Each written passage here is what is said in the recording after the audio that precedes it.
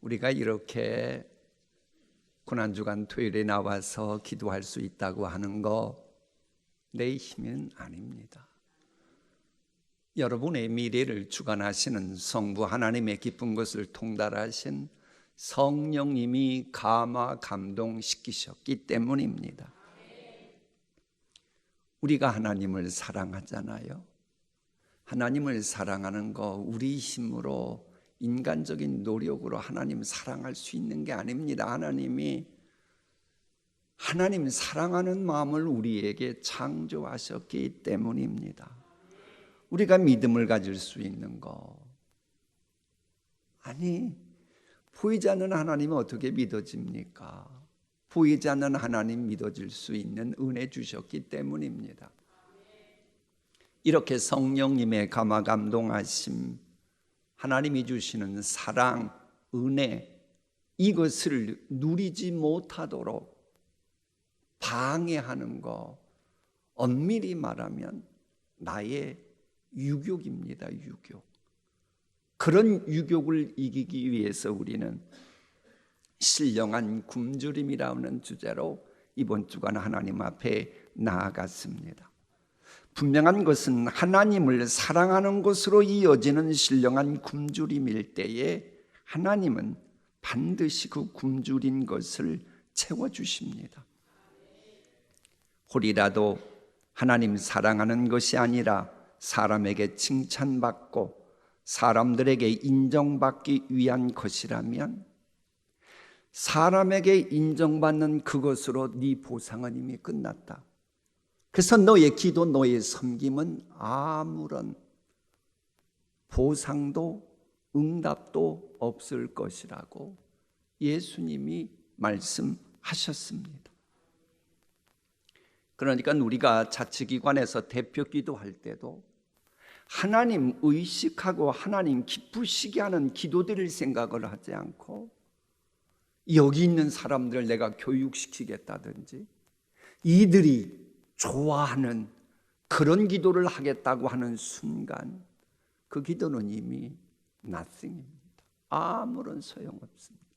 그 기도는 응답되지도 않고 그런 섬김은 하나님이 아무런 보상도 안 주시기 때문에 결국 무익한 것이 되는 겁니다. 왜 하나님이 이렇게까지 하십니까? 하나님은 하나님 당신의 영광을 누구에게도 빼앗기지 않으시는, 질투하시는 하나님이기 때문에 그래요. 우리가 신앙생활 잘하려면 신앙의 대상이신 하나님에 대해서 잘 알아야 합니다. 그래야 신앙생활 잘하죠. 그 하나님은 질투하는 하나님이에요. 동시에 그 하나님은 하나님만 온전히 우리가 영광을 돌려드리잖아요.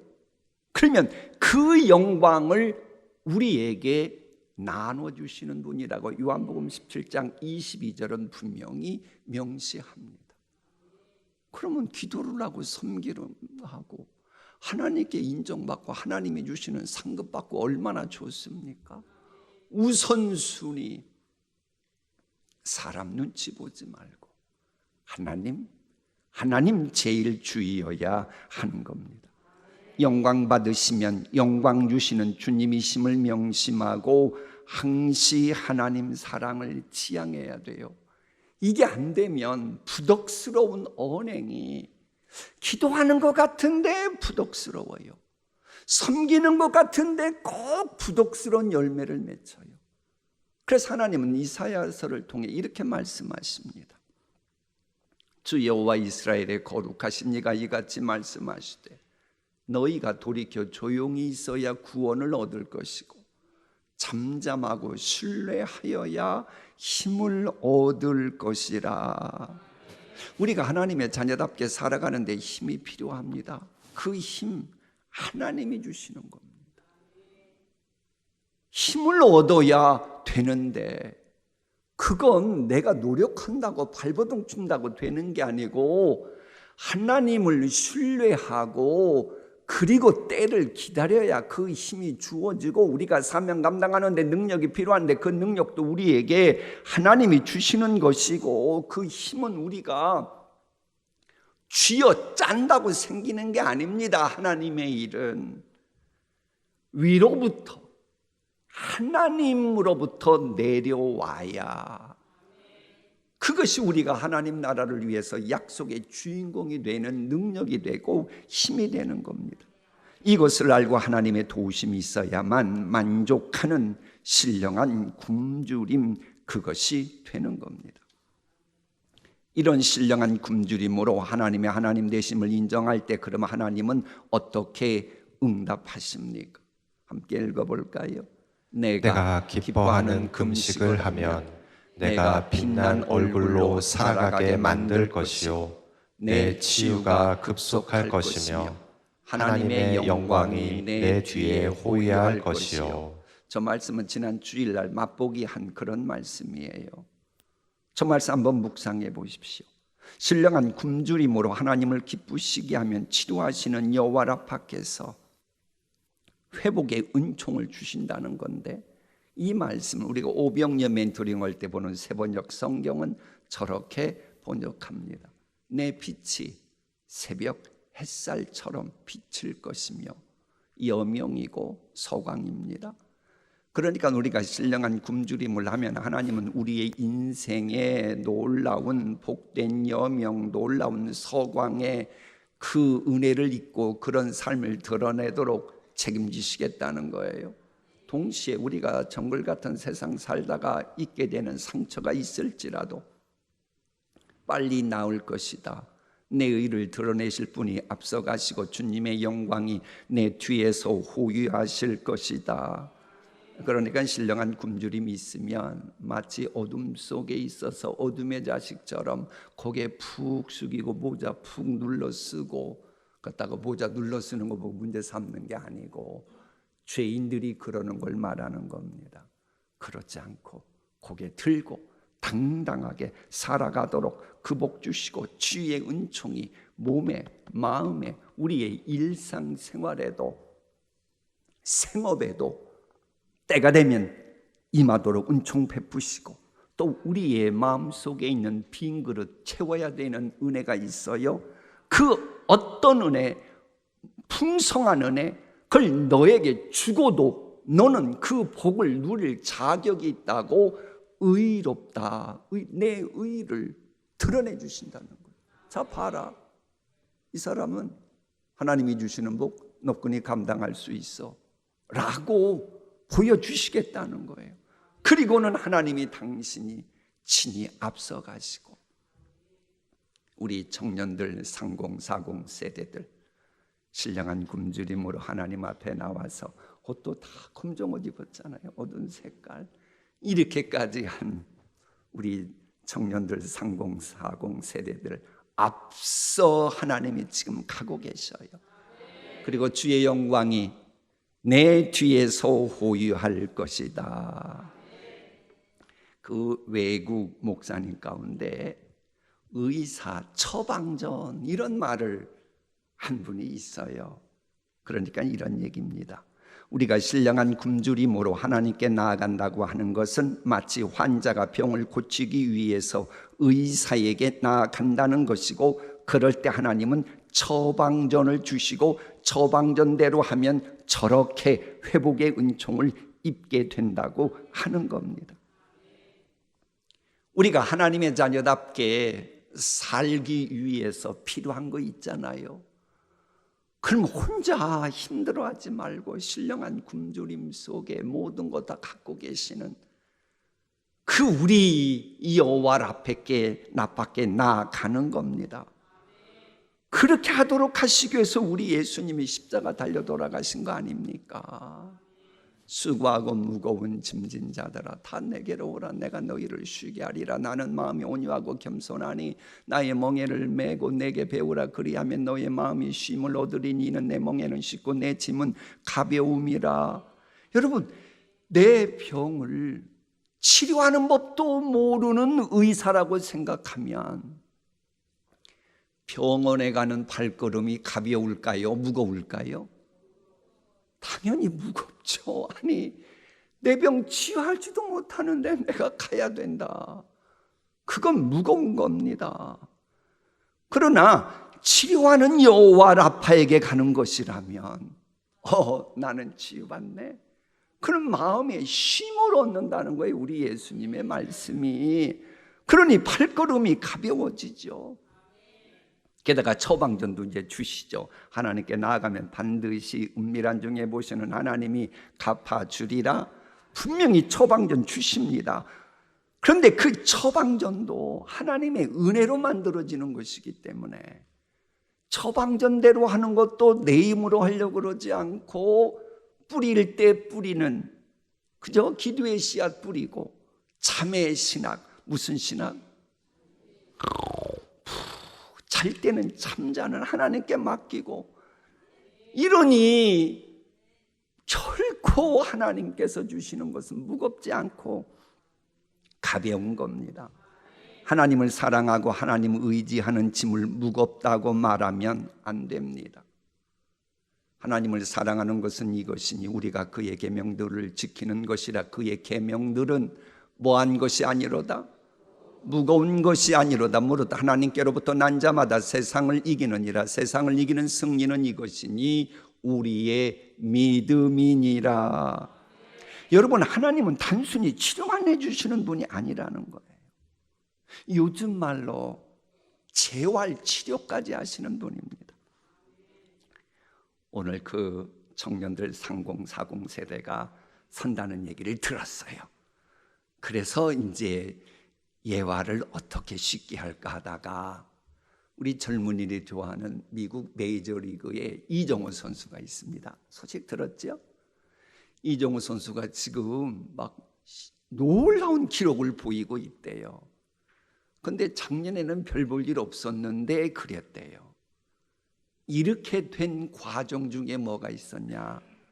이정우 선수의 재활치료 과정이 있었다고 합니다. 여러분, 하나님은 치유하시는 하나님이십니다. 만은 거기서 끝나지 않고 사명까지 감당할 이 영적인 보약까지 주시면서 약속의 주인공이 너끈이 될 수 있도록 재활 치료까지 해주시는 분이고, 약속의 주인공답게 행복할 수 있도록 우리의 모든 것을 주장하시고 호의까지 해주시는 분입니다. 이런 하나님을 의지하는 것이 때로는 스트레스 받네, 그러면 왜 그러느냐? 조금 전 말씀에 의하면 간단해요. 믿음이 없어서 그렇다는 게, 믿음이 없어서.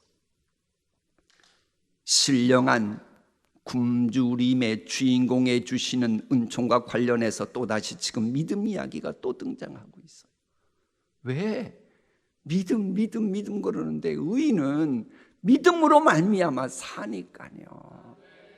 고난주간의 토요일은 우리 예수님께서 무덤에 계시고 그때에 우리가 임마누엘 일기 필사에 기록된 말씀처럼 사흘 후에 다시 살아나리라, 그 말씀을 믿고 그런 믿음으로 보내는 것이 초대교회의 전통입니다. 사흘 후에 다시 살아나리라, 저거 믿고 믿음으로 보내는 날이 실은 토요일입니다. 성고난주간 토요일이에요. 이렇게 하나님 사랑과 이웃 사랑 실천하신, 그래서 부활의 첫 열매 되어주신 예수 믿는 사람이 분명하다면 이제 하나님 사랑이 이웃 사랑을 위한 신령한 굶주림으로 이어져야 합니다. 주님이 원하시는 음식은 압박의 사슬을 풀어주고 모든 멍에를 꺾어버리며 억압당하는 자를 자유롭게 하는 것이라. 좋다, 신령한 굶주림을 가지고 나왔으니 하나님께서 도와주시겠다. 단 원하는 것이 있습니다. 첫째, 압박의 사슬을 풀어주고 사탄 마귀의 노예로 살아가는 사람 보고 그냥 넘어가지 말고 풀어주도록 기도를 하든지 전도를 하든지 인도를 하든지 하라는 겁니다. 둘째, 모든 멍에를 꺾어버리며, 여기서 멍에라고 하는 단어를 히브리어로 보니까는 비틀거리고 흔들거리는 것을 그렇게 만드는 게 멍에라는 거예요. 주변에 보면 그렇게 노력하고 애쓰고 그러는데도 불행의 세력 때문에 가정생활이건 직장생활이건 비틀거리고 흔들거리면서 불안불안하게 살아가는 사람이 있잖아요. 본체만 채우면 안 됩니다. 그건 네 운명이니 그러면 아닙니다. 신령한 굶주림의 주인공들은 그러면 안 돼요. 내가 저를 위해 어떤 도움을 줄까? 그 고민까지 해야 됩니다. 마침 우리 젊은이들이 있으니 지금 많은 도전을 주는 이런 메시지입니다. 그게 진정한 기독교인입니다. 셋째, 억압당하는 자를 자유케 하며.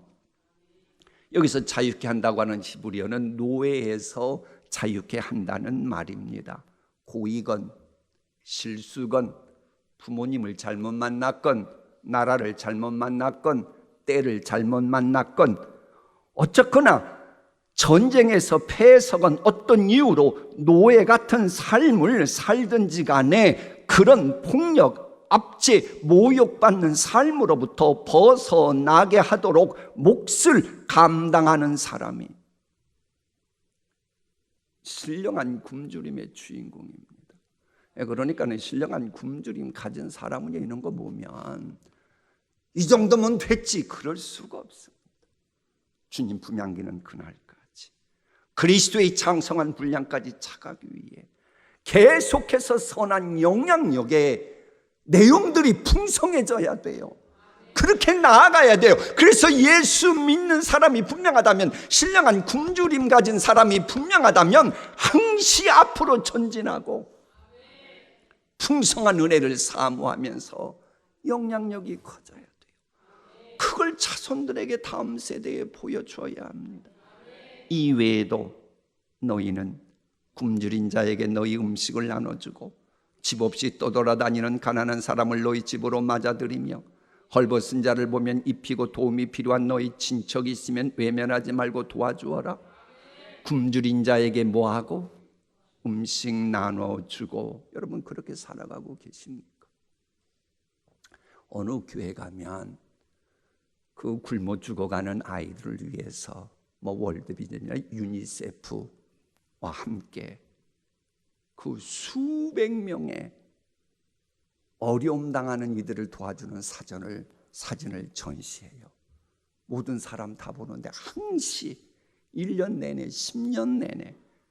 그리고 굶주린 자에게 음식을 나눠주는 이 사역에 동참하도록 호소를 하더라고요. 여러분 굶주린 아이들에게, 전쟁으로 인해서 고통당하는 그들에게 단돈 100원이라도 1000원이라도 도와주고 계십니까? 그리해야 합니다. 그런가 하면 집 없이 떠돌아다니는 사람에게도 관심을 가지라고 말씀하십니다. 며칠 전 어느 교구 목사님이 목사님, 노숙자 상태에서 우리 교회 어느 분이 전도하셨는지는 모르겠어요. 등록하고 물론 교회도 잘 안 나오고 하는 분이 돌아가셨다고 합니다. 왜 이제 우리 교회에 등록했으니 교적은 있으니까요. 그래서 그랬습니다. 우리 교회 할 일 많아도 할 수만 있으면 장례 치러주도록 하면 좋겠다고 그랬어요.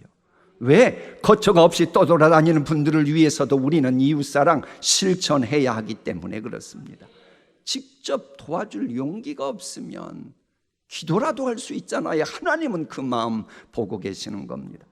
또한 도움이 필요한 친척이 있으면 외면하지 말고 도와주라고 명령합니다. 저기에서 친척이라고 하는 단어를 여러분 갖고 계신 성경은 골육이라고 번역했을 겁니다. 친척이건 고륙이건 같지요. 마사르라고 하는 히브리어인데 이 말은 아담이 하와를 보고 너는 뼈 중에 뼈요 살 중에 살이라고 했을 때에 등장하고, 그리고 라반이 야곱을 볼 때 너는 나의 골육이다, 친척이라고 할 때 똑같이 바사르라고 하는 단어가 사용됩니다. 그렇다면 여러분 친척 가운데, 친지 가운데에 힘들고 어려운 분이 있잖아요. 도와줄 형편이 있다면 도와주어야 합니다. 그게 하나님께서 원하시는 신령한 굶주림을 가진 자라면 외면하지 말고 도와주어라. 자, 그런데 우리가 이렇게 이웃사랑 실천하고 살려고 하는데 뭐가 부족하고 부족하잖아요. 다 알 수 없잖아요. 그럼 그럴 때도 가만히 있으면 안 돼요. 하나님은 이렇게 말씀하시는데 저는 뭐가 부족합니다. 뭐 하나라도 할 수 있도록 하나님, 제가 쓰임 받고 싶습니다 하는 신령한 굶주림을 가지고 하나님께 나아가 우리 간구하며 신앙생활해야 합니다. 이러한 신령한 굶주림이 있을 때 하나님이 약속하신 복이 있습니다. 그리하면 내 빛이 새벽같이 비출 것이며. 여러분 마음에 혹시 어둠이 있습니까? 여러분의 가정에 왠지 모를 어둠이 기숙하고 있습니까? 아니, 하나님의 자녀인데 어떻게 마음에 어둠이 있습니까? 어떻게 가정에 어둠이 있습니까? 그래도 어둠이 있다니까요. 그렇습니까? 이제부터 그 원인을 말씀드립니다. 그건 여러분 생각만 하고 여러분 가정만 생각하는 것 때문에 어둠이 머물도록 하나님이 일부러 그리하신 겁니다.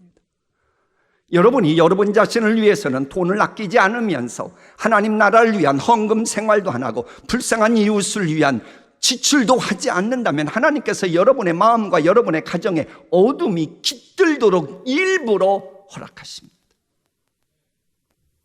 그래서 본문은 이웃사랑 실천하는 신령한 굶주림이 있을 때에 어둠이 물러가는 빛을 주신다고 말씀하시는 겁니다. 이제라도 하나님 나라를 생각하고 교회 생각하면서 이웃 생각하면서 살아가 보십시오. 그럴 때 여러분의 마음에 있는 어둠이 사라지기 시작할 겁니다. 가정에 있는 어둠도 사라지게 될 것입니다. 그리고 어떤 고통이 있건 간에 하나님 사랑과 이웃 사랑으로 이어지는 신령한 굶주림일 때 전능자 하나님이 함께 하시는 복을 누리게 됩니다.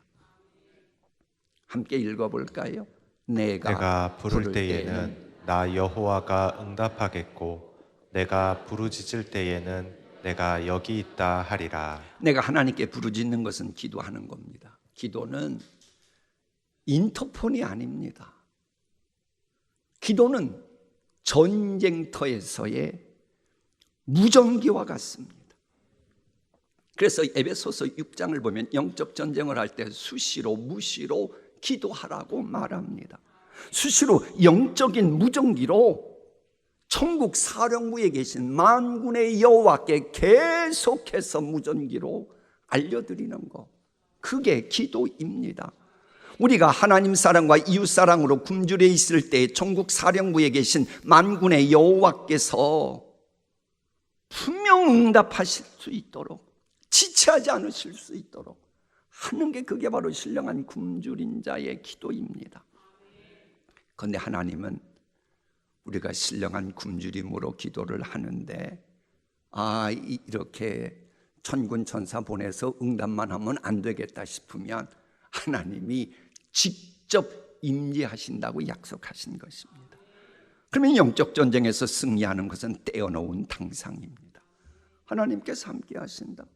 그럼 그분은 우리의 목자가 되시니 우리가 인도 안 받는 것은 자연스러운 결과입니다. 물론 얽히고 설킨 정글 같은 세상입니다만은 길을 만드시는 길이신 주님이 함께 하시니 얼마나 복된 일입니까? 메마른 광야 같은 현실이라고 해도 우리의 영혼이 만족하게 됩니다. 아니, 메마른 광야라고 분명히 말해놓고 뭐가 그렇게 만족합니까? 왜 그런 줄 아세요? 하나님이 함께 하시는데 하나님은 생수의 근원이시니까. 자, 메마른 현실이었는데 언제부턴가 물줄기가 흐르고 있는 거예요. 왜? 생수의 근원이신 하나님이 함께 하시니. 그러면 물줄기가 흐르면, 은혜의 강물이 흐르면 당연히 물된 동산이 되겠지요. 물된 동산같이 되면 거기에 온갖 하나님께서 뿌려놓은 씨앗들은 열매를 맺겠지요. 그럼 당연히 우리 마음에 기쁨이 있고 복된 삶 살 수 있는 것입니다. 이런 인생으로 살아가다 보면 누리는 복이 있어요. 저 복, 우리 다 같이 선포하고 우리 기도하시겠습니다. 다 함께 읽을까요? 신령한 굶주림을 가질 때 너희 자손들이 오랫동안 폐허가 된 곳을 재건하고 옛 기초를 다시 쌓을 것이며 너희는 성벽을 재건하고 시가지를 복구하는 백성으로 알려질 것이다. 이 복이 여러분의 인생과 여러분의 가정과 우리 교회와 이 민족에 임하기를 축복합니다. 축복합니다. 믿습니까?